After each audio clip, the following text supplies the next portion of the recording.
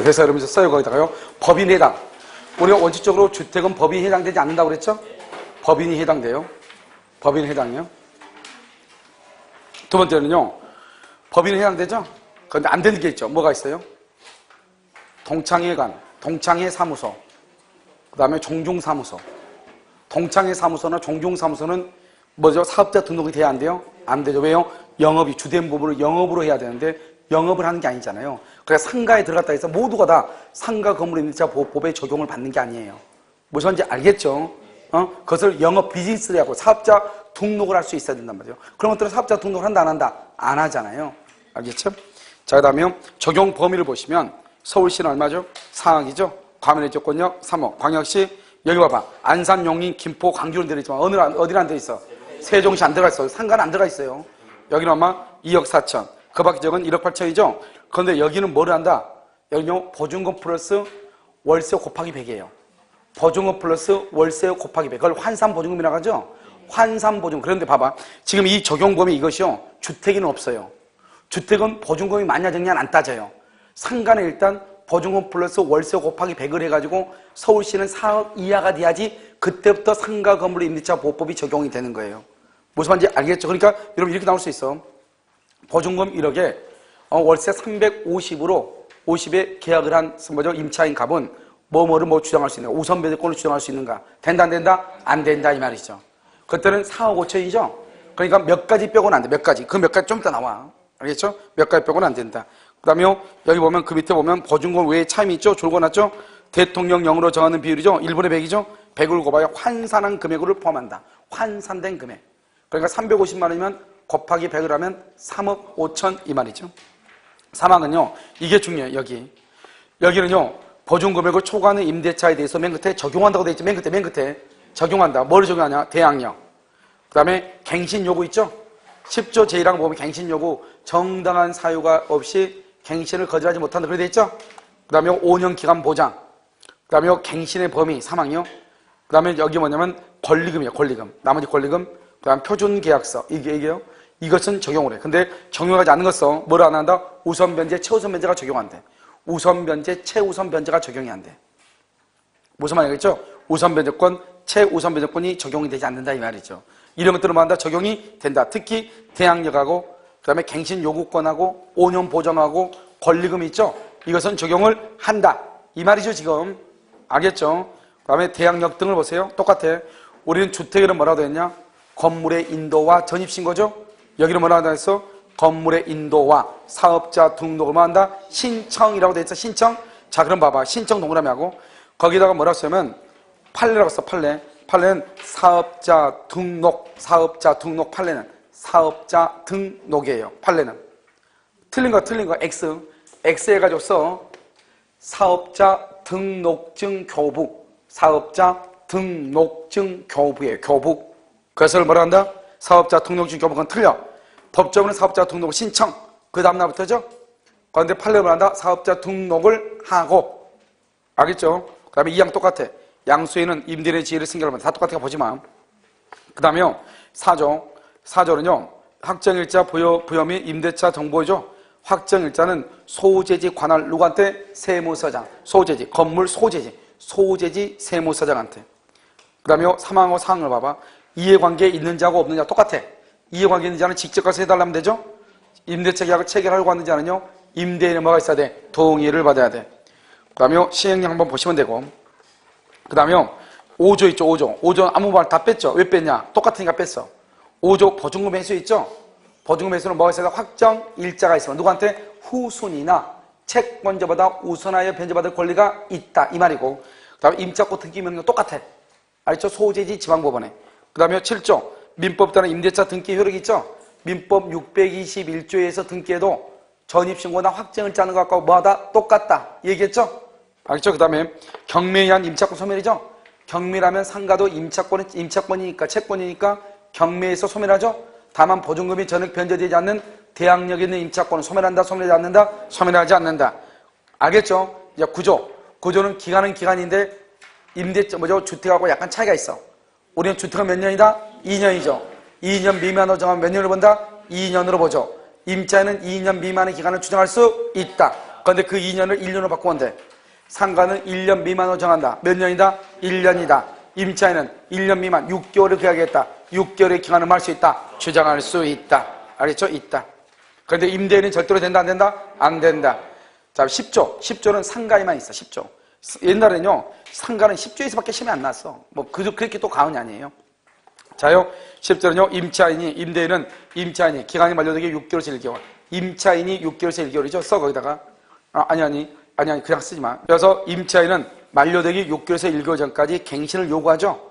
그러면 임대인은 봐봐. 까맣게 된 것이 있고 줄로 그냥 그어진 거 있죠? 까맣게 된 걸 먼저 읽어. 임차인이 만료되기 6개월에서 1개월 전까지 계약 갱신을 요구한 경우, 그 다음에 이제 줄 그어진 거 읽어. 임대인은 바로 밑에 정당한 사유 없이 거절하지 못한다. 원래 이렇게 법정이 돼야지 정확하게 읽을 수 있어. 그런데 지금 법조문요, 희한하게 돼가지고 읽을 때요, 도대체 누가 계약을 갱신했다는 건지 헷갈린단 말이야. 알겠죠? 그래서 줄을요, 지금 바꿔놨어. 알겠죠? 먼저 까만 걸 읽어. 알겠죠? 그 다음에 줄 그어진 걸 읽어. 알겠죠? 됐죠? 그 다음 몇 기? 3기, 연체. 여기 3기죠? 두 번째, 부정한 방법으로 임대차. 합의하여 보상을 했다. 동의 없이 전부나 일부를 전대. 그 다음에 5호로 봐봐. 전부나 일부를 고의나 중대한 과실. 거기를 박스해. 고의나 중대한 과실을 박스해. 거기다 써. 맨 끝에다 써. 고의나 중대한 파손을 쓰고 그 옆에다가 경과실로 파손. 경과실로 파손. 옆줄을 꼭 갱신 거절 X. 갱신 거절 X. 이게 지금 여러분 고의 또는이죠. 또는 중과실이죠. 이런 봐봐. 다른 시험에 계속 공중에서 뭐죠? 그 모의고사 오면 이렇게 나와. 고의 또는 경과실로 파손하면 갱신을 거절할 수 있다 이렇게. 그건 말도 안 돼. 여러분 또는이란 말이 뭐예요? 국어문법이야. 또는 둘 중에 하나만 있으면 안 된다는 거잖아요. 둘 중에 하나만 있으면. 여기 고의가 있는데 고의가 어떻게 갱신을 해줘요? 갱신을 거절하지. 그러니까 하려면 어떻게 해야 돼요? 내가 방금 두 개를 다 묶으라고 그랬죠? 이 두 개 아니면 이거 뭐다? 경과실 일해야지. 경과실로 파손이다. 이 말만 있어. 이 말만. 그러면 갱신을 거절 못해. 그런데 고의라는 말이나 중대한 과실이란 말이나 둘 중 하나가 있으면 갱신을 거절할 수 있다. 경과실만 있으면 갱신을 거절할 수 없다. 이 말이죠. 알겠죠? 그 다음에 전부 다 일부가 멸실이죠? 목적을 달성할 수 없어. 여러분요, 3, 4, 5, 6, 7을 묶어봐. 옆에 줄만 묶어봐. 그럼 전부가 다 뭐였냐? 맨 끝에, 4번 맨 끝에 봐봐. 4호 맨 끝에 일부. 5호 맨 끝에 일부. 6호 맨 끝에 일부. 이렇게 되죠? 줄 그어놨죠? 4호는 줄 안 그었네. 일부. 이렇게 되죠? 다른 다 일부인데, 7호는 봐봐. 7호는 전부 또는 일부가 아니야. 뭐라고 하면서? 대부분이야. 대부분. 그러니까 거기다 일부 그러면 큰일 나. 대부분 밑에다가 일부 그러면 큰일 난다고. 여기는 뭐다? 대부분이야. 대부분. 나머지는 다 전부 일부죠? 여기는 대부분이라고. 대부분. 그냥 다른 데서 일부 나면 그냥 참어. 여기서는 안 돼. 대부분. 알겠죠? 철거나 재건축 안 돼. 가나다를 봐봐. 가나다. 임대차 계약 체결 당시에요. 철거나 재건축 계획을 임차인한테 고지해야 돼. 그러니까 봐봐. 우리가 중간에 있잖아요. 중간에 갑자기 열받으니까요. 임차인한테 우리 재건축하니까 나가라는 사람이 있죠. 중간에. 그러면 절대로 안 돼. 그건 5년 보장해야 돼. 계약 체결할 때 말해야 돼. 우리 건물 나가가지고 3년 뒤에 혹시 재건축할지 모르는데 괜찮겠습니까? 물어봐야지. 무슨 말인지 알겠죠? 계약 체결 당시가 키워드야. 계약 체결 당시에 고지해야 돼. 됐죠? 중간에 고지하면 돼? 안 돼? 안 돼. 자, 나는 건물이 너무 노후돼서 안전사고, 그건 뭐죠? 시청에 신청을 해서 안전진단을 받아야죠. 안전사고에 우려가 있다, 이 말이죠. 그 다음에 다른 법령에 따라서 철거나 재건축, 다른 법령. 알겠죠? 다른 법령 뭐가 있어? 도정법에 따라서 철거나 재건축하죠? 그럴 때는 기간이 아무리 많아도 나가갈 수 있어. 됐죠, 지금? 이런 세 가지의 요건에 해당해서 전부나 대부분은 철거할 필요가 있을 때, 이런 세 가지 요건에 해당해서 전부나 대부분은 철거나 재건축할 필요가 있을 때, 그때 거절할 수 있는 거예요. 방금에 의무로 현재 위반하거나 중대한 사유가 있을 때. 자, 이 항은요, 최초 임대차 기간을 포함하거나 제외 그러면 큰일 나. 포함. 5년을 초과하지 않는 범위 내에서만 행사할 수 있어. 그러면 5년이 초과하면은 그러면 연장을 못하냐? 연장을 할 수 있지만 갱신 요구는 못해. 요구는. 그 다음에 3항은 갱신되는 임대차는 전 임대차와 동일한 조건으로 다시 계약한 것을 본다. 여기 봐봐. 갱신되는 임대차는 맨 끝에 다만 차임과 보증금은 11조에 따른 범위에서만 증감한다. 11조가 뭐냐? 상가는 얼마다? 100분의 9. 몇 년 이내 못한다? 1년 이내는 못해. 왜 그러냐? 여러분 좀 봐봐. 갱신하고 재계약하고는 달라. 갱신되는 것은 종전의 임대차 계약이 동일성을 유지하면서 계속하는 걸 갱신이라고 그래. 재계약은 지금까지 했던 것이 없어지고 다시 계약을 체결하는 걸 신계약을 재계약이라고 그래. 알겠죠? 그러니까 말이 다르다고. 갱신은 계속하는 거죠. 그런데 상가는 딱 법이 바뀌었어. 몇 년 안에? 5년 기간 동안은 갱신으로 봐. 그러니까 5년 기간 동안은 얼마? 100분의 9. 1년 이내는 증액 돼 안 돼? 안 돼. 그러니까 5년 동안에요. 내 멋대로 상가 월세 같은 것을 증액할 수가 있다 없다? 없다. 이렇게 돼 있잖아요. 지금 법에. 이게 아주 골치 아프다고 상가는. 알겠죠? 그 다음에 상. 임대인이 만료기 몇 개월에서 몇 개월? 임대인은 6개월에서 1개월이죠. 임차인 X. 임차인은 그런 말이 없어요. 임차인은. 왜요? 이 사항이 뭐냐? 사항이 상가 건물에서 법정갱신이에요. 법정갱신. 죄송한데요. 두 번째 줄 맨 끝에 와봐. 동일한 조건으로 다시 임대차한 것으로 본다. 이렇게 됐죠? 전 임대차와 동일한 조건으로 다시 임대차한 것으로 본다. 그렇게 됐죠? 이걸 법정갱신이란 말이거든요. 법정갱신. 그러면 이 법정갱신은 몇 년으로 본다? 1년으로 보죠? 근데 이 법정갱신은 임대인만 있고 임차인이 있어 없어? 없죠. 우리가 주택에서는 임대인도 있고 누구도 있었어? 임차인도 있었죠. 여기는 없다고.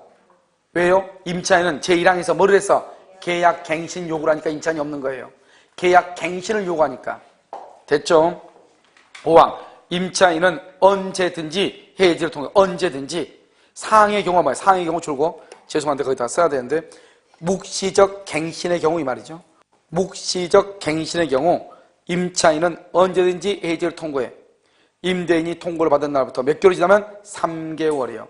임차인이 통고해. 그러니까 누구는 안 된다? 임대인은 된다 안 된다? 안 돼. 몇 개월이다? 3개월이다. 6개월 그러면 된다 안 된다? 안 된다. 6개월은 뭐다? 전세권이다. 그 다음에 10조의 3을 보세요. 권리금이죠. 이제 올해요. 작년에는 문제 한 문제 나왔는데 여기서요. 올해 나올 가능성이 아주 많죠. 자, 권리금 뭐죠? 권리금이란 상가 건물에서 영업을 하는 자 또는 영업을 하려는 자가 맨 끝에 임대인이나 임차인에게 지급하는 것을 권리금. 그러니까 권리금은 임대인에게도 지급할 수 있다. 맨 끝에 임대인 동그라미, 임차인 동그라미, 임대인이나 임차인한테 지급을 해. 그런데 권리금 계약은 임차인이 신규 임차인이 되려는 자하고 하는 거예요. 신규 임차인이 되려는 자가 임차인에게 지급하기로 한 것을 권리금 계약이라고 하고, 만약 신규 임차인이 임대인한테 주는 것은 권리금 계약이다 아니다. 알겠죠? 자, 그 다음에 됐죠 지금? 자, 그 다음에 10조의 4 아주 중요하죠. 여기요. 10조의 4가요. 여기서는 아까 우리요 10조하고 10조의 4가 아주 중요해요. 10조는 뭐죠? 계약 갱신 요구. 10조의 4는요 권리금에 관한 것이죠. 자, 임대인은 끝나기 몇 개월? 3개월 전부터 6개월 그러면 큰일 나. 우리가요 계약 갱신 요구라든가 이런 것들은 6개월이죠. 주택임대차에서 6개월이죠. 법정갱신.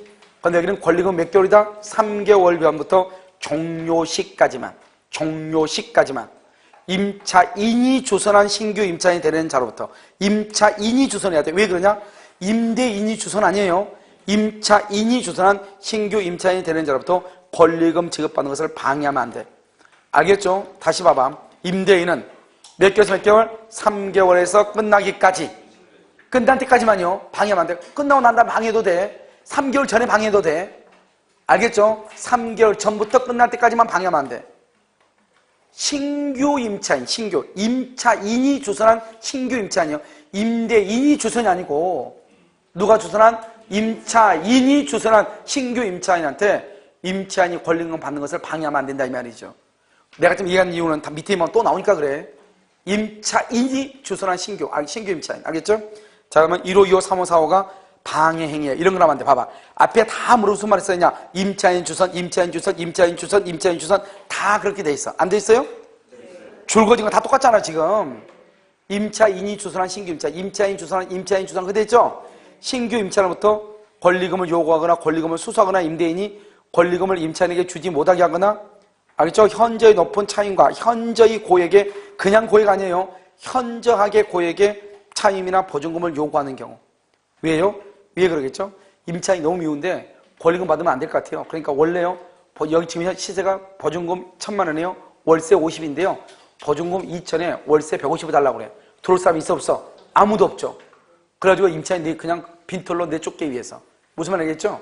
그러면 된다 안 된다? 안 돼. 다시 1호, 2호, 3호로 딱 보면 처음부터 끝까지 다 뭐라 나왔다? 임차인이 주선, 임차인 주선, 임차인 주선, 임차인 주선. 그리고 뒤에 보면 다 나쁜 말이잖아요. 이걸 암기를 꼭 해야 돼요? 이건 윤리 도덕성의 문제의 기준이죠. 도덕성의 양심을 가지고 딱 보면 그냥 안 되는 거잖아, 이건. 알겠죠? 그런데 4호 봐봐. 정당한 사유 없이 또 임차인이 주선한 신규 임차인들은 계약 체계를 거절. 정당한 사유 없이 임대차 계약 체계를 만다? 임대차 계약 체계를 거절해. 거절. 임대차 계약 체계를 거절. 다시요. 그거 까맣게 해야 되는데 죄송해요. 정당한 사유 없이. 왜냐면 정당한 사유가 그 2호가 2항이 정당한 사유거든요. 여기를 강조하다 보니까 안 해놨어요. 자, 1호, 2호, 3호 봐봐. 나머지는 정당한 사유가 있어. 1, 2, 3, 4는. 그러니까 이것은 방해 행위다 아니다? 아니다. 첫 번째, 임차인 주선한 신규 임차인. 임차인 주선한. 다 그렇게 됐죠? 그래서 보증금이나 차임을 자기가 신규 임차인이 되는 자가요. 보증금이나 차임을 지급할 자력이 없어. 의무를 위반할 우려가 있어. 임대차를 유지하기 어려운 상당한 이유가 있어. 몇 년 이상? 1년 6개월 이상 영업을 안 해. 그럼 여러분 봐봐. 1년 6개월 이상 영업을 안 했다는 것은 권리금이 있어 없어? 권리금이란 게 뭐예요? 영업 권리금 얘기죠. 대부분이. 시설 권리금도 물론 있기는 있겠지만. 알죠? 이럴 때는 된다 안 된다? 안 된다. 사항은요. 뭐라고 했죠? 임대인이 선택한 신규 임차인. 그러니까 누가 지금 주선했다는 거예요? 임대인이 주선했다 이 말이잖아요. 이 신규 임차인이 임차인과 권리금 계약을 체결하고 권리금을 지급하죠? 알죠? 이런 경우는 임대인 열받아 안 받아? 열받죠? 누구하고 하는 걸 방해하면 안 된다는 거예요. 임차인이 주선한 사람하고 방해하면 안 된다는 건데 임대인이 어렵게 가서 상가 건물이 하도 안 나가니까 임대인 가서 어디 하나 잡아왔더니 임차인이 가만히 앉아서 떡 먹는다 이 말이죠. 용서가 돼 안 돼? 안 된다 이 말이잖아. 간단히 얘기하면 임대인이 선택한 임차인이 신규 임차인이 임차인하고요 권리금 계약을 한다. 그러니까 나 그럼 못하겠다 이 말이죠. 그것은 방해행위다 아니다? 아니다 이 말이죠. 지금 이해됐죠? 그러니까 이거 양이 되게 많지만 아무것도 아니잖아요. 기준만 딱 잡으면 되죠. 기준만. 됐죠? 자, 그 다음에 3항은요 임대인이 이것을 위반했다. 그러면 손해를 배상해야 돼. 손해배상은 뭐냐? 신규 임차인이 임차인에게 지급하기로 한 권리금과 임대차 종료 당시 권리금 중 낮은 금액을 넘지 못해. 낮은 금액. 높은 금액이 아니고 무슨 금액? 낮은. 둘 중에 낮은 거. 사항은요 손해를 배상할 권리는 종료한 날로부터 몇 년? 3년. 제척기간이 더 소멸시효다. 소멸시효에 걸린다. 시효의 완성으로 소멸한다. 3년의 소멸시효예요. 3년의 소멸시효. 제척기간이 아니고. 알겠죠? 종료한 날로부터 몇 년? 3년. 작년에 우리 시험에 나온 게 3년이에요. 이거 그대로 써놓고 뭐라 나왔죠? 가로 여기 닫고 열고 닫고 3년. 알겠죠? 10년, 1년, 3년, 5년, 10년. 이렇게 나왔단 말이죠. 알겠죠? 3년이다. 이렇게. 됐나요, 지금? 그러니까 여러분 10조의 4 아주 중요하죠. 시험에 무조건 나온다. 알겠죠? 보시면 되고. 자, 10조는요. 권리금 적용 제외. 권리금 적용이 안 되는 건 대규모, 준대규모. 국유재산, 고유재산은 안 돼. 알죠? 대규모, 여러분 대규모가 뭐죠? 상시 운영되고 매당 면적 합계가 어디요? 매당 면적 합계가 3,000평방미터 이상. 어디죠? 이마트잖아요. 이마트. 알겠죠? 대형 마트를 얘기하는 거잖아요. 백화점, 대형 마트. 그다음 밑에 봐봐. 준대규모죠? 준대규모는 여러분요. 준대규모는 뭐죠? 대규모 점포를 운영하는 회사나 그 계열 회사가 직영하는 점포로서 기업형 슈퍼마켓이죠. 기업형. 이거 뭐죠? 여러분 SSM이라고 하죠? 요즘 여기서 막 골목 상권을 위험한다. SSM 이렇게 나오잖아요. SSM이 뭐예요? 거기 써놨죠. 영어로. 읽어봐. 슈퍼마켓. 그러니까 그냥 마켓인데 그냥 이것도 어디요? 아주 대형 기업이 하는 거죠. SSM. 그 앞에 따고 SSM이라고 그래. 알겠죠? 이게 뭐냐면 여러분 이거죠. 이마트에 사는 거 뭐 있죠? 이마트 뭐 있죠? 오케이. 그걸 얘기해. 이마트 에브리데이. 그 다음에 홈플러스라는 익스프레스. 익스프레스요? 하도 장을 많이 먹는 거 가져가니까 금방 안 해요. 알겠죠? 그냥 그런 거 있죠? 그것을 준대규모 점포라고 그래. 그것을. 무슨 말인지 알겠죠? 그거 준대규모 점포다. 그런 경우는 권리금 적용이 돼, 안 돼? 안 돼. 그 다음에 국유재산하고 무슨 재산이요? 공유재산 이런 것들. 알겠죠? 그런 것을 얘기한다. 그 다음에 10조 6은요, 표준 권리금 작성을 누가 한다? 국토교통부 장관. 권리금에 관한 것은 무조건 국토교통부 장관이고요. 그 다음에 10조 8은요, 차임연책이 몇 기? 3기.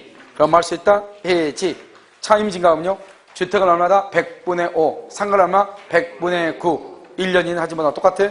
월차임 전환은요, 월차임 전환은 상가는, 주택은 얼마? 몇 배? 4배. 상가는 얼마? 4.5배. 주택은 몇 할? 1할. 여기는 몇 할? 1할 2푼. 알겠죠? 이렇게. 자, 13절은요.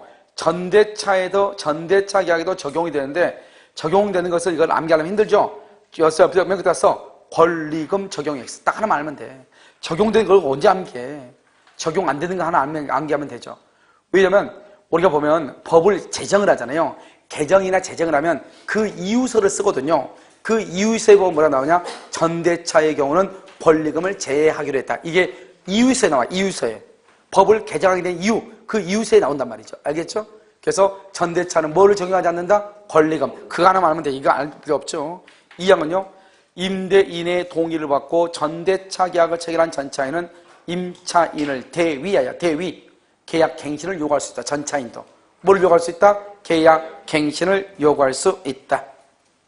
자, 그러면 14조 여기는 주택에서는 8조죠. 상가는 14조야. 보증금융 일정액, 최우선 변제. 뭐가 있어야 돼요? 뭐가 있어야 돼? 경매, 기입, 개시 등기 전까지 대항 요건이 있어야 되죠? 우선 변제를 하려면 뭐도 있어야 돼요? 확정 일자도 있어야 되죠? 자, 그럼 여기는 뭐다? 건물 가격이 얼마의 범위 안에서? 2분의 1, 3분의 1 그러면 난리가 난다고 그랬죠? 여기는 얼마다? 6,500, 5,500. 여기 보면 3,800, 3,000. 헷갈려 여기는 상가는. 6,500, 5,500. 그래서 저는요, 상가는요, 서울 빼고는 절대로 얘기하잖아. 강의할 때는. 왜요? 강의할 때는 안 해도 되잖아요. 그런데 여러분은 암기해야 되니까요. 헷갈려. 3,500, 5,500, 3,800, 3,000. 알겠죠? 자, 그 다음에요. 얼마씩이죠? 2,200이죠? 2,200이고 1,900. 그 다음에 1,300, 1,000. 아무튼 나 몰라. 아무튼 암기하면 돼. 무슨 말이죠? 몰라. 알겠죠? 나는 강의할 때는 1분만 풀려요. 그냥 주택은 어떻게 해보겠는데 여기는 못하겠어요. 알겠죠? 그래서 서울은 6,500에서 2,200이다. 그 정도. 2,200, 1,900, 1,300, 1,000. 알겠죠? 자, 여러분요. 상가 건물 임대차 표준계약서는 누가 하죠? 국토교통부 장관 아니에요? 그래서 누가? 법무부 장관. 권리금만 누가? 국장. 권리금만 국장. 알겠죠? 그 다음에 임대차 계약서 누구? 법무부 장관. 그렇죠? 왜 이렇게 나누나 나도 모르겠어요. 안 물어봤어요. 자요, 가등기담보법이죠? 자, 가등기담보법은 가등기담보법 잠깐 설명을 해야 돼요. 빨리. 여러분요, 주택과 상가가 끝나면은요, 뭐, 특별법이냐, 다 끝난 거랑 마찬가지예요. 알겠어요? 자, 이제 보면요. 우리 이제 보면 이렇게 되죠. 이렇게 갑이 있죠? 갑이 1억, 5억짜리죠? 5억짜리를요, 여기 을이 있죠? 을이요, 여기서 2억을 빌리죠? 2억을 빌리고 여기다가 가등기를 한다. 가등기, 이것을 가등기 뭐라 한다? 담보라고 얘기하고요. 소유권 이전 등기를 하죠? 이것을 뭐라 한다? 부동산 양도 담보라고 얘기해요. 그래서 이 사람은 양도 담보권자, 가등기 담보권자라고 얘기하는 거예요. 알겠죠? 이 사람은 등기가 돼 있어도 이 사람은 누가 아니다? 소유자가 아니에요. 소유자가 아니다. 그럼 누구다? 이 사람은 양도담보 설정자라고 얘기하는데요. 이 설정자가 목적물을 점유해서 사용하고 수익을 해요. 여기서 뭐라 한다? 과실을 수치해요. 과실. 그래서 이 설정자를 뭐라고 한다? 소유자라고 얘기해요. 그래서 우리가요, 제3자가 불법으로 점유하면은 항상 등기부를 기준으로 해서 미등기 매수인은 직접 방해 배제를 못 하잖아요. 신탁자, 명의사기 유효이다. 그러면 명의사기 유효일 때는 수탁자 앞으로 등기가 돼 있죠. 그러면 신탁자는 소유자가 아니죠. 그러니까 불법 점유자한테 방해 배제를 직접 못 하잖아요. 그런데 양도담보의 경우는 양도담보 설정자는 불법 점유자한테 직접 방해 배제를 할 수 있다 없다? 있다. 이렇게 얘기했단 말이죠. 그럼 이게 이제 가등기하면 가등기담보고 여기는 등기하면 양도담보인데 여기는 반드시 소비대차가 돼야 돼. 소비대차 또는 준소비대차. 다른 것은 절대로 안 돼요. 매매대금을 담보하기 위해서 등기할 수 있어요. 매매대금. 그것도 양도담보인데 매매대금 가담법이 적용되지 않는 양도담보예요. 알겠죠? 공사대금을 받기 위해서 을의 건물에다가 을이용 갑의 건물에다가 공사대금 받기 위해서 등기할 수 있어요. 그것도 양도담보예요. 가담법이 적용되지 않는 양도담보예요. 가담법이 적용되는 양도담보는 반드시 뭘 한다? 소비대차나 준소비대차의 경우만 가담법이 적용되고 나머지는 양도담보는 양도담보인데 가담법이 적용되지 않아. 그 말은 청산할 필요가 있다 없다? 없다. 이 말이죠. 간단히 얘기하면요. 자, 그 다음에요. 여기서 이제 과실수차인데 만약에 청산 절차가 뭐란다? 절차가 뭐를 해? 종료하죠. 종료. 청산 절차가 종료하죠. 그러면 누구한테 간다? 채권자한테 가는 거예요. 사용수익이. 그 다음에 여기 우리가 딱 보면 항상 제3자 입장을 보면 제3자는 등기부만 쳐다보잖아요. 제3자 봤을 때는 누가 소유자처럼 보여? 을이 소유자처럼 보죠. 등기가 있으니까. 을하고 매매를 제3자가 누구일 때? 선의인 경우. 선의일 때만 뭘 한다? 소유자가 돼. 선의일 때만 소유자. 선의일 때만. 다른 때는 절대로 안 돼. 알겠죠? 선의일 때만 소유자. 선의일 때만. 그러면 갑은 소유권을 상실한 거예요. 그래서 갑은 병명의 등기의 말소를 청구할 수 있다 없다? 없다. 만약에 갑이 을한테 등기해주고 나서 10년이 경과돼. 10년? 그러면 그 등기의 말소를 또 청구를 못해요. 10년이 경과하거나 변제기로부터 10년. 제3자가 소유권의 선의이다. 등기 말소를 청구하지 못하는 거예요. 그 다음에 이제 우리가 이제 12조에 보면 12조는 선택을 하라. 이렇게 선택을 해가지고 어떻게 선택을 하냐. 먼저 귀속청산하도록 돼 있어. 이것을 우리 뭐냐 사적 실행이다 이렇게 얘기하고요. 이것을 이제 경매라도 경매. 이것을 우리 뭐냐 공적 실행이다. 공적 실행. 이것을 뭐라 한다? 처분 청산이다 이렇게 얘기해. 처분 청산. 알겠죠? 이렇게 귀속 청산하도록 되어 있거나 경매하도록 둘 중 하나 이렇게 되어 있어. 다른 것은 절대로 못해요. 알겠죠? 꼭 둘 중 하나만 하다 이렇게 되어 있어. 일단 법에서는 선택적으로. 그래서 귀속 청산만 그래도 안 되고 경매만 그래도 절대로 안 돼. 만약에 경매가 되죠? 경매가 되면 가등기담보, 양도담보는 뭐하고 똑같이 본다? 저당권하고 똑같이 봐. 저당권은 뭐가 있다? 우선 변제권이 있고 뭐가 있어? 우물주가 있죠? 우선 변제권이 있고 뭐가 있어? 물상대에 있죠? 그래서 이러면 이 두 가지가 잘 나와. 물상대에. 그래서 뭐라고 하냐? 양도담보의 경우 경매가 되면 물상대에 된다 안 된다? 우선 변제가 된다 안 된다? 그런 말이 나와. 우선 변제권하고 물상대가 허용이 된다. 뭐로 보니까 저당권으로 보기 때문이다 이 말이고. 그 다음에 여기서 중요한 것은 적용 범위죠. 적용 범위에서는 뭐가 있냐? 적용 범위 첫 번째 소비대차나 준소비대차. 다른 것은 절대로 안 돼. 소비대차나 준소비대차. 여기서 뭐가 있냐? 매매대금 절대로 안 돼. 매매대금 절대로 안 되고 그 다음에 공사대금 절대로 안 돼. 알겠죠? 여기 매매대금하고 뭐하고요? 여기서 소비대차 있죠? 소비대차 그래도 된다 안 된다? 안 돼. 근데 매매대금 없어지고 뭐가 남았다? 소비대차만 만약에 남을 수 있죠? 그럼 그때부터 가담법이 적용이 돼. 여기서 가장 시험이 많이 나와. 알겠죠? 그런데 이 소비대차나 준소비대차를 우리 법조문을 뭐라고 하냐? 법조문은 차용물이라고 나와. 차용물에 반한. 그런데 다른 말로 뭐죠? 대여금이야. 대여금. 내가 빌린 사람 입장에서는 차용물이고 빌려준 사람 입장에서는 대여금이고 그냥 퉁쳐가지고 소비대차라고 그래. 알겠죠? 그러니까 소비대차란 말이나 차용물이나 대여금이나 똑같은 말이죠. 알겠죠? 그 다음에 두 번째는요. 등기나 뭐를 해야 돼? 등기나 등록을 해야 되는데 등기나 등록을 하니까 그러니까 원래 채권은 돼야 안 돼. 원래 채권은 안 되죠. 동산은 원래 돼야 안 돼. 안 되죠. 그런데 뭐는 된다? 준부동산은 돼야 안 돼. 준부동산 돼야 안 돼. 준부동산 되죠. 뭐 하니까? 등기 등록하니까. 그 다음에 또 뭐가 안 되냐? 등기하지 않는 건 안 돼. 뭐가 안 돼요? 점유권 안 돼. 점유권 등기한다 안 한다? 안 하죠. 그 다음에 유치권 등기한다 안 한다? 안 하죠. 그래서 점유권, 유치권 안 돼. 그 다음에 또 뭐가 안 되냐? 질권하고 그 다음에 저당권하고 그 다음에 전세권 안 돼. 왜냐면 이것은 왜 안 되냐? 이것은 뭐가 적용되냐? 민법이 적용돼서 그래서 안 돼요. 알겠죠? 이건 민법이 적용돼서 딱 법에 나와 있어. 그 다음에 세 번째는 뭐냐면요. 세 번째는 목적물의 예약 당시. 중 말이 중요해. 예약 당시예요. 예약 당시. 알겠죠? 무조건 하지 말고. 예약 당시. 목적물의 가액이 5억이죠? 여기 을한테 2억을 빌렸죠? 그러면 물건이 더 피담보책보다 뭐한다? 초과하죠? 초과 가담법에 적용이 돼. 가담법이 적용이 된다는 것은 청산 절차를 거칠 수 있다. 이런 말이에요. 그런데 여기요. 여기 지금 갑이 있고 갑이 5억짜리죠? 5억인데 을이요? 6억이다. 그러면 이게 더 적죠? 그럼 이 물건이 미달이라고 그래. 가담법이 적용이 안 돼. 여기요. 이렇게 갑이 있죠? 여기 5억이죠? 5억인데 을이 2억이야. 2억. 그럼 어디가 더 커? 여기가 크죠? 적용이 돼 안 돼? 돼. 그런데 여기 선순위 A. 선순위가 근장 있죠? 근장이 여기요 4억 있어. 4억. 그럼 이 두 가지 선순위 합해. 후순위 합하잖아. 선순위 합해. 그러면 뭐가 된다? 미달이죠? 가담법이 적용이 된다 안 된다? 안 돼. 이게 시험에 잘 나온다. 여기까지가 적용 범위다. 그 다음에 우리가 이제 용어 정리야. 용어 정리가 있어. 용어가 뭐냐? 갑이죠? 갑을 채무자라고 그러고요. 갑을 물상보증인이라고 하고요. 물상보증인 이 인간을 제3취득자 이 인간이 아니고 제3취득자가 말할 수도 있다 이 말이죠. 이걸 한마디로 다 뭐라고 한다? 채무자 등이라고 얘기하고요. 그 다음에 여기 을 있죠? 을이 있죠? 을을 가등기죠? 이 인간을 가등기 담보권자라고 얘기하죠. 이 담보권자를 기준해서 위에 있는 사람을 뭐라 한다? 근저당권을 선순위라고 얘기하고 선순위요. 밑에 있는 인간들을 뭐라고 한다? B하고 C하고를 뭐라 한다? 난 저당권하고 그 다음에 전세권하고 또 여기 가등기 담보권자 또 있겠죠? 이 사람들을 뭐라 한다? 여기 또 가등기 담보권자 또 있어. T. 여기 또 가등기 담보권자 또 있을 수 있겠죠? 이 사람을 뭐라 한다? 후순위다. 이렇게 얘기해. 후순위. 그러면 선순위하고 후순위를 어떻게 하냐? 우리가 청산금을 정한다. 청산금.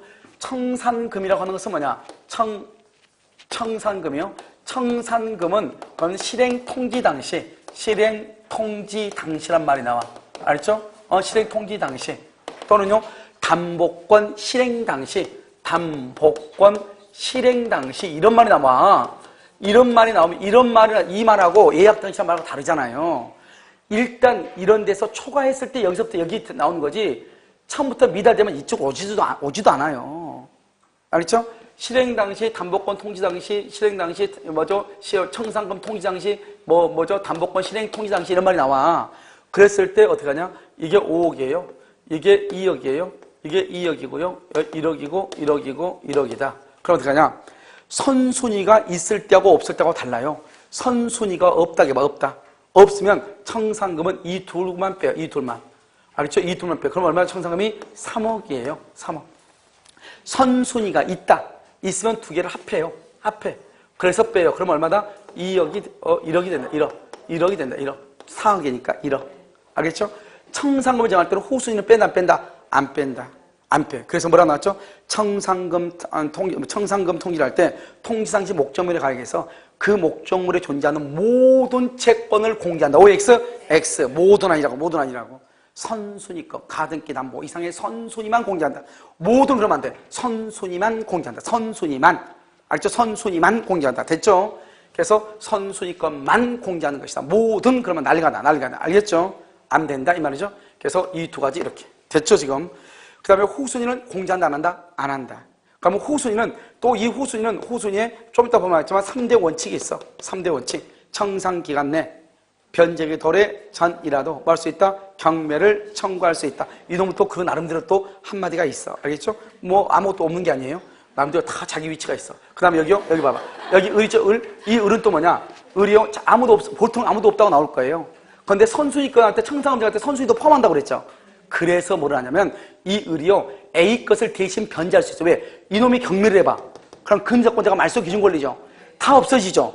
그러니까 이 사람이요 경매 못하게 이 돈을 대신 갚을 수 있죠. 그럼 이 돈은 원래 누가 갚아야 돼? 갑. 그런데 내가 대신 갚아줬죠? 그냥 그 돈을 누구한테 가서 받아와야 돼? 갑한테. 그걸 뭐라고 그래? 구상권이죠. 그래서 청산금 정할 때는 내가 미리서 이거 돈 갚아줄 경우 있죠? 그러고 나서 청산할 때 있죠? 그럼 청산금, 그럼 구상권도 포함해야 돼? 안 해야 돼? 해야 된다. 구상권도 포함해서 공제한다. 알겠죠? 그 다음에 반드시 뭐냐? 변제기 후 누구한테? 청산금을 채무자 등한테 통지하죠? 통지가 도달한 날로부터 몇 개월? 2개월 청산기간이 뭐란다? 만료하고 청산금을 뭐라고? 지급하고. 알겠죠? 가등기 담보는 뭐한다? 가등기 담보는 뭐라고? 본등기라고. 부동산 양도 담보는 이미 뭐가 돼 있어? 등기가 돼 있으니까 어떻게? 즉시로 뭐란다? 소유권을 취득한다. 이것이 무슨 규정이라고? 강행규정이라고. 자, 첫 번째 강행규정. 하나라도 빠지면 무조건 아웃이라고. 번득기, 여기서 가등기 담보 번득기를 했는데 청산금 지급 없이 번득기 했다. 청산기간이 만료되기 전에 했다. 아웃이에요. 청산금 통지하지 않고 했다. 아웃이에요.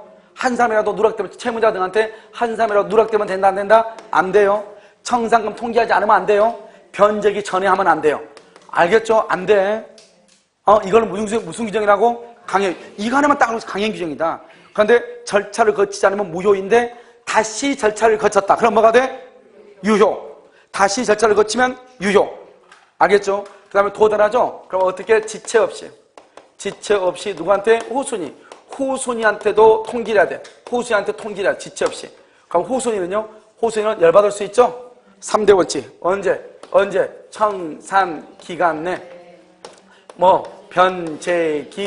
변제기 전이라도 뭘 할 수 있어? 경매 청구.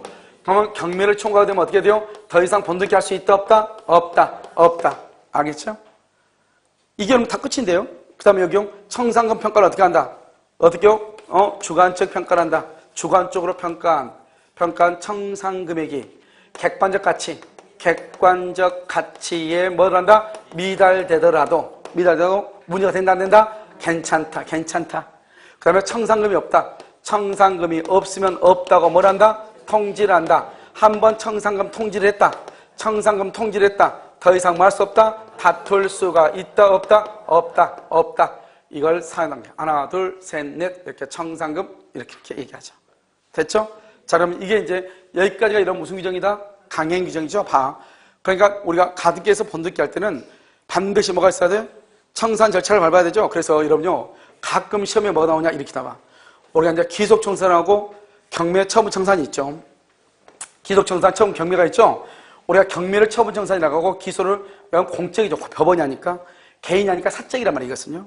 사적 실행. 이게 지금 이 전체가 뭐냐? 지금 여기 절차 있죠. 이 절차를 뭐라 하냐? 귀속청산에 가는 것이에요. 경매는 민사집행법에 사는 거예요. 민사집행법. 그런데 여기서 보면 경매, 공적 실행, 처분청산 있죠.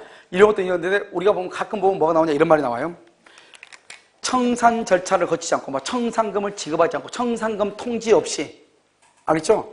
이런 처분청산 허용된다 안 된다? 그런 건 안 돼. 우리가 경매를 하든지 다른 사람한테 매각하더라도 나머지 돈은 나머지 돈은 줘야 돼, 안 줘야 돼? 줘야 되죠. 청산금을 지급하지 않고 뭐 통지 없이 처분청산 이런 것은 안 돼. 그러니까 여러분요, 모든 것이 뭐냐면 무조건 처분청산이 안 되는 것이 아니고 처분청산 경매가 처분하는 거잖아요. 그건 되지만 이런 절차를 무시하는, 알겠죠? 청산금을 지급하지 않는 처분청산 된다 안 된다? 안 된다 이런 말이죠. 알겠죠? 그래서 판례가 그런 것은 안 된다고 했어요. 무슨 규정이니까? 강행 규정이니까. 간단하죠? 그래서 여러분요, 여기서 우리가 기본적으로 이제 알아야 될 것들이 지금 양도담보는 항상 등기가 되어 있다. 누가 소유자다? 갑이 소유자다. 을한테는 뭐가 되어 있다? 등기가 되어 있다. 무슨 말인지 알겠죠? 그래서 이걸 쭉 보면 돼. 그 특히 여러분요, 시험에 가장 간단히 나오면 어디서 나오냐? 적용범위 있어. 적용범위. 가장 간단한 거 0.5초에. 적용범위. 소비대차, 준소비대차. 그 가장 좋으면 딱 봤는데 1번에 매매대금 적용된다. 1번이 정답이죠. 알겠죠? 그렇게 나올 수도 있어요. 무슨 말인지 알겠죠? 소비대차, 준소비대차, 대여금, 차용금. 이게 가장 대표적으로. 좀 길게 나오면 이거. 매매대금 채권과 소비대차와 그 밖의 채권을 한꺼번에 담보하는데 그 밖의 채권. 그 밖의 채권이 뭐죠? 매매대금이죠? 그 밖에 후자가 상대적 소매라고 전자만 남아있다 이런 식으로 나올 수 있단 말이죠. 알겠죠? 그래서 이게 나올 수 있고. 그 다음에 여기 이제 이런 것들이 지금부터 법조문에 다 나와 있으니까요. 한번 보시면 1번 차용물에 반영하고 되어 있죠. 차용물을 뭐라고 한다? 뭐라고 그래? 대여금이다. 뭐라고 한다? 대여금이다. 다른 말로 뭐라고 한다? 소비대차, 준소비대차다. 알겠죠? 차용물을 뭐라고 한다? 대여금이다. 다른 말로 뭐라고 한다? 소비대차, 준소비대차. 두 번째요, 예약당시다. 예약당시. 가액이 합산하는 거 뭐를 해야 된다? 초과해야 돼. 초과. 미달하면 된다 안 된다? 안 돼. 예약당시란 말이 중요해. 봐봐. 담보권 실행당시, 실행통지당시 이러면 안 된다고. 실행당시나 실행통지당시는 미달되더라도 관계없어. 왜? 봐봐 여기. 청산금이 없으면 없다고 통지하면 되는 거잖아요. 청산금이 없다는 말이 무슨 말이야? 미달됐다 이 말이죠. 그래도 통지를 해야 돼. 그러니까 예약당시라고. 예약당시. 알겠죠? 자, 그 다음에 2조 정의. 2호 봐봐. 2호. 채무자 등은 뭐냐? 채무자 등. 여기 채무자 등. 채무자. 물상보증인 제3취득자. 알겠죠? 제3취득자를 얘기한다. 여기서 경매는 강제경매, 임의경매 다 포함하고. 자, 5호. 그 다음 장. 후순위 권리자는 누구다? 후순위. 담보가등기 후. 여기. 담보가등기 후. 저당권, 전세권, 가등기 담보권자. 저당권, 전세권, 담보가등기 권리자. 그것을 뭐 한다? 후순위 권리자라고 한다. 자, 그러면 3조. 그럼 3조, 4조를 묶고 3조와 4조를 대표적인 청산 절차예요. 그러니까 여러분 시험에 뭐라 나오냐? 3조, 4조를 위반했다. 이렇게 나올 수 있어. 3조, 4조를 청산 절차라고 그래. 청산 절차로 위반했다. 이런 말이죠. 그럼 이해됐나요? 자, 그럼 봐. 여기 3조. 3조는 지금 뭐라고 되어 있냐면, 변제기 후. 여기 나와 있죠? 변제기 후. 청산금의 평가액을 누구한테? 채무자 등에게 통지해. 몇 개월? 2개월. 그럼 봐봐. 청산금이 없다. 줄거 봐. 미달이죠. 미달이죠. 미달되더라도 그 뜻을 통지해야 돼, 안 해야 돼? 해야 된다 이 말이죠. 알겠죠? 그래서 잘 보시고. 그 다음에요. 다른 거 보고 2항 봐봐. 2항. 재량에 따라 통지는 통지 당시 담보 부동산의 평가액과 그 다음에 뭐죠? 360조에 규정된 채권이죠. 그래서 그냥 뭐라 나오냐? 가등기 담보도 민법의 360조가 뭐죠? 저당권의 피담보 채권이잖아요. 저당권. 원금, 이자, 위약금. 지연이자를 몇 년분? 1년분.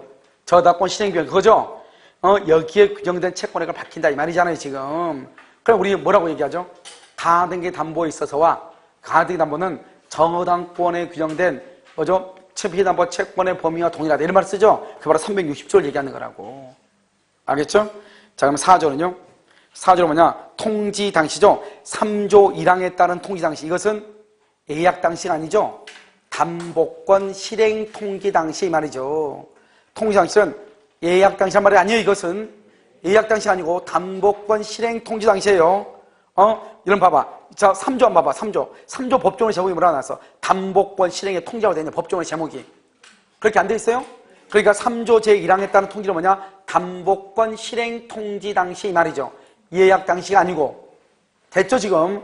자, 목적물의 가액에서 재산인의 채권액을 뺀 금액, 그것을 말한다 청산금이고, 채무자 등에게 뭘 해야 돼? 지급해야 돼. 선순위 같다. 선순위 권리가 있을 때는 뭘 한다? 선순위 담보 등에 담보된 채권을 뭐한다? 포함한다. 포함. 선순위 포함되고 후순위는 포함한다 안 한다? 후순위 포함 안 돼요. 후순위는.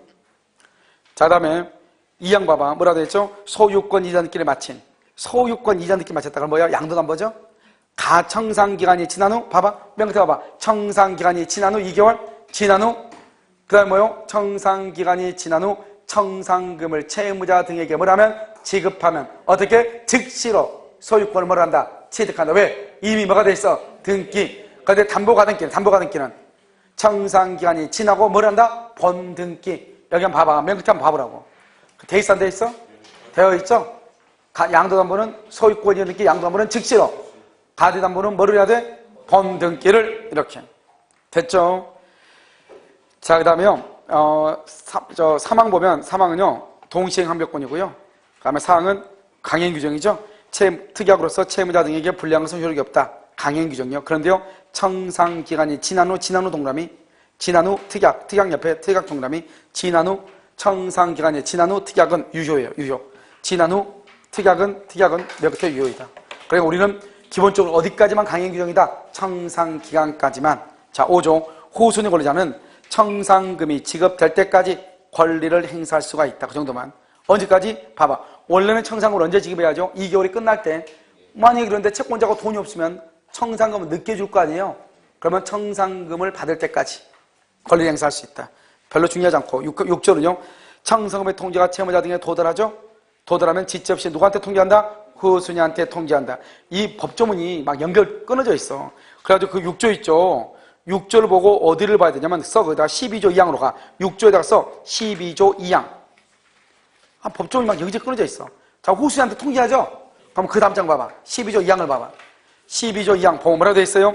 후순위 권리자는 뭐라고 되어 있어요? 청산기간의 한정, 변제기 도래 전이라도 경멸을 청구. 그렇게 안 되어 있어요? 되어 있죠? 경멸의 청구 거기다 써. 가등기에 기한 본등기 X. 경멸의 청구 딱 하죠? 그러면 가등기에 기한 본등기 청구 X. 가등기에 기해서 뭐를 못한다? 본등기를 청구할 수가 없다. 이 말이죠. 됐죠? 자, 다시 이제 오세요. 다시 앞으로 어디를 보자면 7조. 7조는요, 간단한 말이에요. 그럼 7조는 뭐죠? 아까 우리 말했죠? 청산기간은 무슨 규정이다? 강행 규정. 그러니까 청산기간 지나기 전, 그러면 돼? 안 돼? 안 돼. 청산기간 지나기 전, 둘 다. 뭐, 청산금에 관한 권리 양도하든 청산금 지급하든 그건 필요 없어. 무조건 후순위한테 뭐 하지 못한다? 대항하지 못한다. 동그라미. 대항하지 못한다. 지나기 전. 무슨 짓을 해? 청산기간이 지나기 전 무슨 짓을 해? 절대로 대항하지 못해. 누구한테? 후순위한테 뭐 하지 못한다? 대항하지 못한다. 그 다음에 9조. 통지한 청산금의 금액에 대해서는 더 이상 뭐 할 수 없다. 다툴 수 없다. 법정이상권. 토지와 건물이 동일한 소유자. 그런데 토지나 건물에다가 저당을 잡았어. 저당을. 아니요. 가등기를. 그래서 가등기에서 본등기가 돼. 그래서 소유자가 달라져. 그러면 건물의 소유자한테 지상권을 설정한 것으로 본다. 가담법 10조 법정이상권이다. 그러니까 봐봐. 이런 말 하면 돼안돼? 이런 말 하면. 토지에다가, 갑의 토지에다가 을이 돈 빌려주고, 돈 1억 빌려주고 가등기를 했어. 가등기. 먼저 2월 1일. 그러고 난 다음에 가등기 하고 난 다음에 건물이 갑이 졌어. 3월 1일. 법정이상권 된다 안 된다? 안 돼. 이게 전혀 책임에 다른 것이 나온 거잖아요. 반드시 뭐가 돼야 돼? 토지나 건물에다 가등기나 부동산 양도한 하기 전에 토지에 뭐가 있고 건물이 있고 토지와 건물의 소유가 뭐 해야 돼? 동일해야 돼. 무조건 법정이 있고 딱 그 말하면 돼. 11조 여기 이런 봐봐. 저기 가등기 담보권자. 가등기 담보에 서 뭐라고 그랬죠? 가등기 담보권자는 자기 앞으로 등기가 되어 있지만 소유자다 아니다? 아니다. 그런데 이 사람이 제3자한테 처분한다. 그러면 제3자가 누구일 때? 선의일 때. 선악불말 그러면 난리 난다고 그랬죠? 어디 보는 거야? 맨 끝에 저길 봐야죠. 갑을병. 알겠죠? 그래서 선의일 때 뭘 한다? 소유권을 취득한다. 그러기 전까지는 누가 소유자다? 갑을 누구 한다? 설정자. 설정자가 뭘 한다? 사용하고 수익하고 또 뭘 한다? 과실을 수취한다. 오케이. 자, 11조. 채무자 등은 청산금 채권을 변제받을 때까지 줄고 청산금 채권을 변제받을 때까지 채무액을 지급하고 이자도 다 포함해서 채무액을 지급하고 등기 말소를 청구할 수 있다. 이것도 시험에 가끔 잘 나와. 언제까지요? 청산기간 만료 시간이고 뭐 할 때까지? 변제받을 때까지. 그런데요, 다만 변제기가 지난 후로부터 몇 년? 10년. 누가? 제3자 그러면 안 돼. 누가? 선의의 제3자. 선의 동그라미하고 별 하나. 시험에 잘 나와. 그냥 제3자. 선악불문하고 그러면 절대 안 돼. 그냥 제3자 안 돼. 악의의 제3자 안 돼. 선악불문하고 안 돼. 오직 누구만? 선의만. 제3자가 소유권을 취득하죠? 등기 말소를 청구할 수 없다. 선의의 제3자 소유권 취득 거기 줄거봐. 줄거어요. 그다음 뭐라고 시험에 나오냐? 담보권 실행 절차 없이 이 말이죠. 담보권 실행 절차 없이 청산 절차를 거치지 않고 이 말이죠. 담보권 실행 절차 없이 담보권자로부터 소유권 취득이죠. 써봐. 담보권자로부터 소유권 취득 이 말이죠. 담보권자로부터 담보권 실행 절차 없이 담보권자로부터 소유권 취득. 알겠죠? 그런 경우는 뭐가 된다? 그런 경우는 말소 청구가 된다 안 된다? 안 된다. 안전한 소유자다. 자, 12조 경매 여기 봐봐. 뭐라고 됐죠 여러분요? 여기 뭐에 의해서? 선택에 의해서 어디 됐죠? 가등기 담보 권리자는 선택 동그라미 선택. 3조에 따른 담보권 실행 그렇게 됐죠? 담보권 실행을 뭐란다? 귀속청산. 그 다음에 또는요 경매를 청구할 수도 있다. 이때 경매가 되면 담보가등기는 뭐로 본다? 저당권으로 본다. 거기 줄거봐. 담보가등기는 저당권으로 본다. 거기다 써 우선 변제권 물상 대의성이 있다. 우선 변제권 물상 대의권이 있다. 했어요? 자, 그 다음에 2항 후순위 권리자는 아까 했었죠? 후순위 권리자 이거 중요하다고 했죠? 청산기간의 한정에서 변제의 도를 제너로 경매를 청구한다. 13조 우선 변제권이죠? 강제경매 등이 개시된 경우에 가등기 담보권자 담보 가등기 권리자는 우선 변제받을 권리가 있다. 왜요? 담보 가등기는 뭐로 보니까? 저당권으로 보니까. 알겠죠? 자, 14조 뭐죠? 강제경매 등의 개시결정이 있죠? 개시결정이 있는 때 경매 신청이 청산금을 지급하기 전에 경매가 있으면 가등기에게서 본등기가 있다 없다? 없다. 여기 봐봐. 저기 후순위 권리자는 언제 경매를 청구하죠? 청산기간의 한정에서 청산기간이 끝나기 전이죠?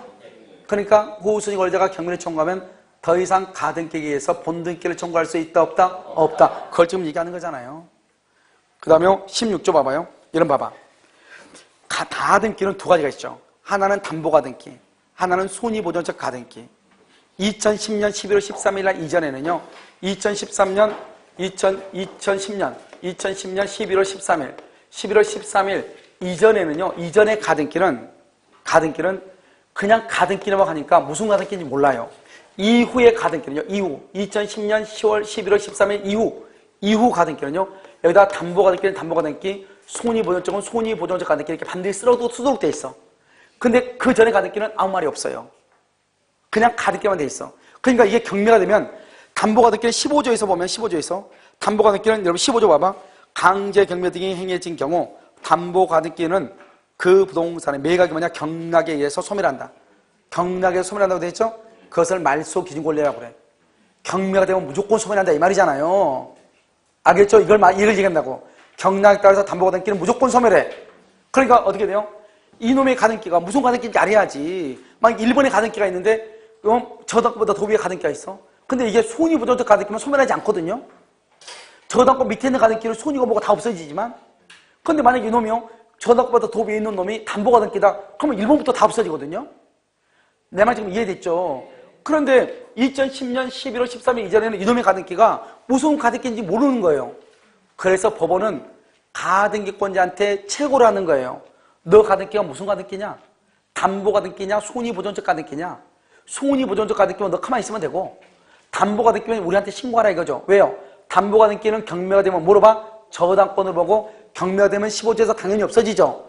그러니까 대신 뭐는 해야 돼요? 우선 면제가 있죠. 그러니까 돈은 줘야 돼, 안 줘야 돼? 배당 줘야 되죠, 배당. 배당해 줄 테니까 신고하라 이 말이죠. 신고 안 하면 배당해 준다, 안 해준다? 절대로 안 해줘. 알겠죠? 자, 그럼 맞죠. 예전은 법원에 신고하도록 최고한다. 담보가등기다. 그 내용과 채권하고 원인하고 금액 이런 것을 신고하고, 손위보존적이다. 너 그 내용이 뭐죠? 매매했니? 뭐죠?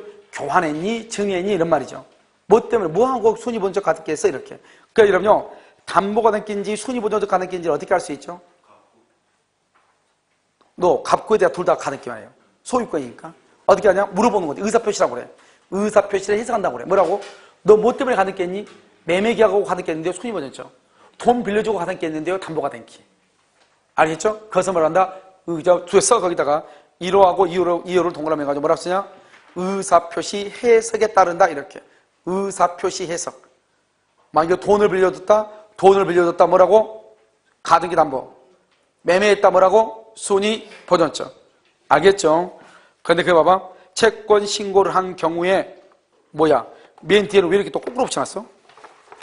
채권 신고를 한 경우에만 채권자는 매각대금을 배당받거나 변제를 받을 수 있다. 뭐 할 때만? 채권 신고를 한 경우만. 그러니까 채권 신고하지 않으면 배당해줘, 안 해줘? 안 해줘. 안 해준다고. 이게 중요하다고. 무슨 말인지 알겠죠? 자, 그 다음에 밑에 봐봐. 그 밑에 질권, 저당권, 전세권을 뭐 한다고 돼 있어? 제외한다고 돼 있어, 안 돼 있어? 질권, 저당권, 전세권은 제외한다. 이렇게 돼 있죠? 그렇게 돼 있죠? 그래서 만약에 우리가요, 여러분 여기 가등담보가 신고하지 않으면 절대로 배당해줘, 안 해줘? 안 해줘. 정확하게. 됐죠? 자, 그 다음에 부동산 실명법. 실명법은요, 간단하죠? 실명법은 뭐죠? 제1.5조 소유권과 그 밖의 물권이죠? 그러니까 여러분요, 부동산 명의시작은 소유권만 명의시작 하는 게 아니에요.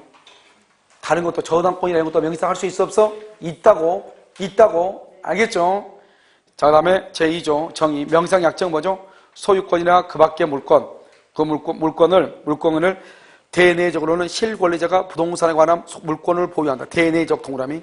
그러니까 언제나 실권리자가 누구예요? 신탁자가 소유권을 보유하기로 하고, 등기나 가등기.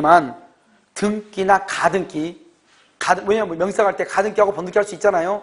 그러니까 명의시작하면서 바로 등기해 준 경우도 있고, 가등기하고 번등기해 준 경우도 있죠. 그러니까 등기나 가등기는 타인이 누구죠? 수탁자 명의로 하기로 하는 약정. 그것을 명의신탁 약정이라고 그래요. 알겠죠? 그러니까 명의시작은 뭐예요? 대내적으로는 누가 소유자다? 신탁자가 소유자일 수밖에 없다. 이걸 알아야죠. 그 다음에 다음 강목의 경우는 제한들이 되죠?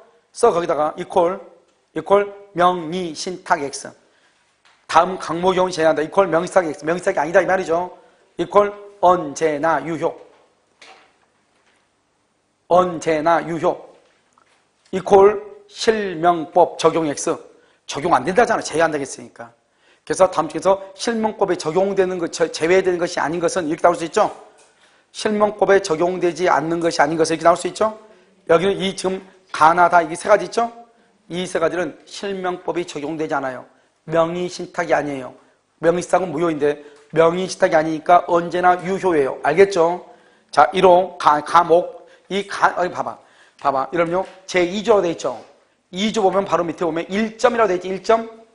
아니, 2조 보면 1 돼 있죠? 이 법에서 1. 그걸 홀이에요. 1호. 그 다음 밑에는 가나다죠? 그래서 목이라고, 가목, 나목, 다목, 이렇게. 맨 밑에 3조 1 동그라미 돼 있죠? 이걸 항이라고 해요. 항. 1항, 2항, 3항. 다 나왔죠? 세 가지가. 동그라미는 항이고, 1점은 뭐라고? 호고, 가점은 뭐고? 목이다, 목. 알겠죠? 됐죠? 가목 보세요. 채무의 변제를 담보. 항상 이 말이 나오죠? 물권을 이전받거나 그걸 양도담보라고 그래요. 가등기라거나 가등기 담보라고 그래요.